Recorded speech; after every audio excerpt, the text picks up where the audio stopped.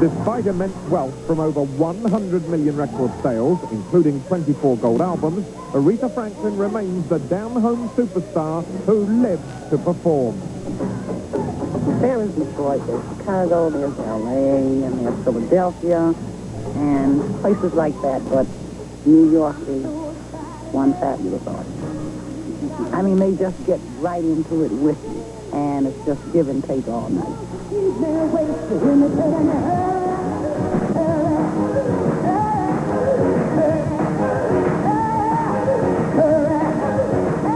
Aretha never veered from the righteous road of sweet soul music, from Showtime special to her new videos, and just keeps on winning new generations of fans.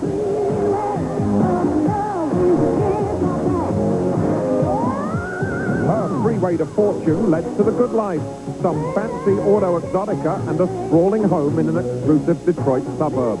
Aretha's happy to let someone else do the zoom-in. It gives her more soul food for thought time to plan laid-back parties at the best restaurants in town.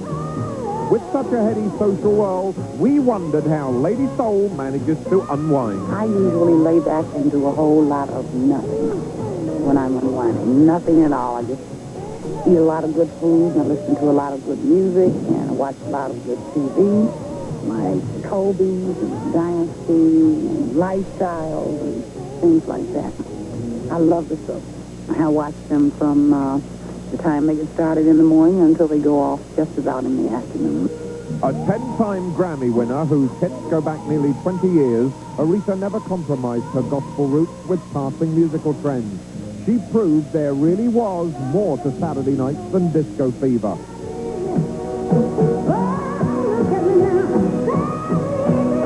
I have a new duo that I'm doing with George Michael. We've done it. And I'm going to be doing another duo for Whoopi Goldberg's new movie with Keith Richards of the Rolling Stones. And a movie coming up at the end of the year.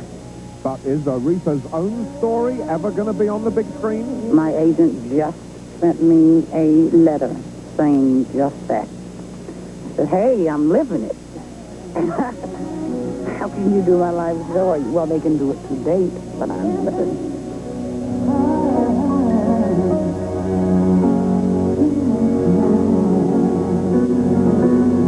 On our next edition, part 2 of Aretha Franklin's story, her recovery from musical disaster.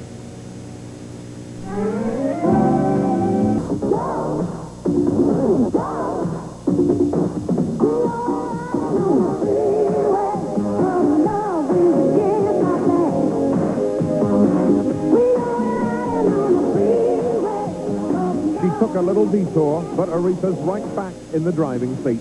Cynics sneered she'd become a casualty of disco.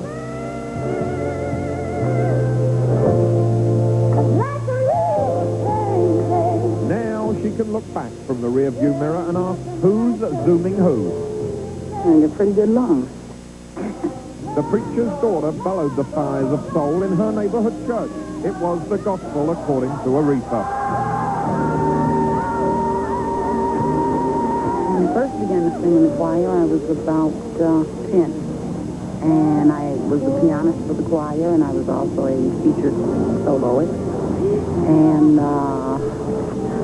I traveled on weekends with my dad as a featured vocalist as well. This is another key to Aretha's fame. Her hot gospel father encouraged little Ree to pound the organ and sing out loud and clear.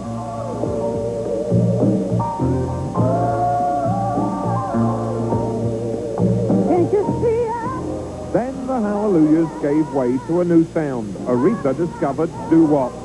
She blames her school friends for finding the beat of a different drummer. Just neighborhood kids? Some of my friends, well, let's see.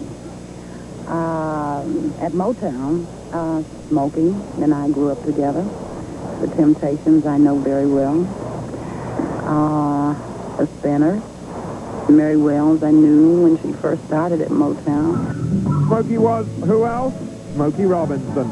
He figured a way to stay one step ahead of the rest, with a little help from Aretha and her sister.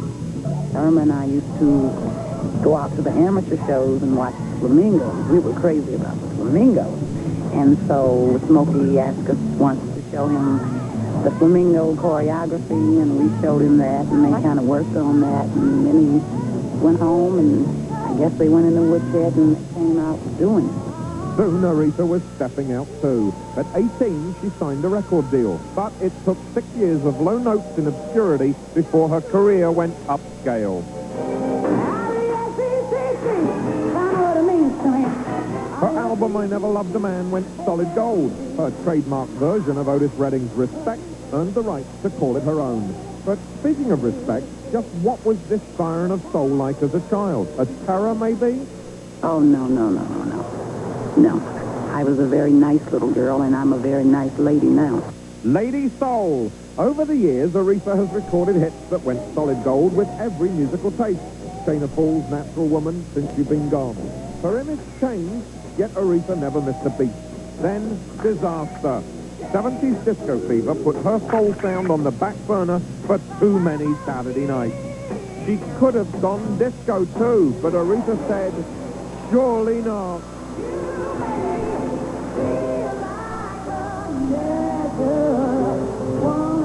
Did she ever doubt the staying power of soul? No. Right on, Ray. In 1982, she struck back with Jump to It, then zoomed to #1 with a monster hit album. Today, she lives in a swank Michigan suburb, enjoying success and beautifully unaffected by it. I'm a lady of simple taste. It's gracious, peaceful. You see the dog? And I have a lot of fun. I like to get out and go to discos and boogie around. Have a good time. And how? When two close friends married, she threw a party with a novel twist and the ultimate surprise high. But the greatest gift was a private concert by the hostess.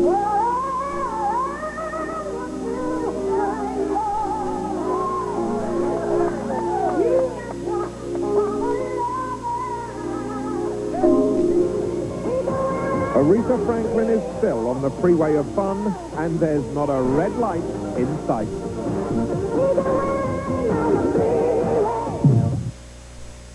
There were 50 groups. Aretha Franklin. The first female inducted into the Rock and Roll Hall of Fame has since logged over 40 Grammys and gold records. At the heart of each hit, her unsinkable gospel roots. Aretha Franklin grew up in the north end of Detroit and went on to single-handedly symbolize the hard-driving sounds of the Motor City. With success in high gear, she followed all the signs and moved on to New York and Los Angeles. But in 1984, she took the freeway back home and parked in suburban Detroit. Now she's found her dream home in swanky Bloomfield Hills. The intensely private Aretha invited us for an exclusive tour. This house is a little more ultra-contemporary, and it's a lot more spacious, and it's more the home that I've always wanted. We have some gorgeous, gorgeous areas here in Michigan. Had I have known they were here before I left New York going to California, I probably would have moved home then. I would have come back to Detroit. She is still haunted by the death of her preacher father. Gunned down by a burglar in 1979, he lay in an irreversible coma for 5 years. Aretha put her career on hold to nurse him and spend over $500,000 on medical care until he died. She told me her much-missed father was the single greatest influence in her life. It was the Reverend Franklin who urged the 14-year-old Aretha to let loose with her God-given gift in the church choir.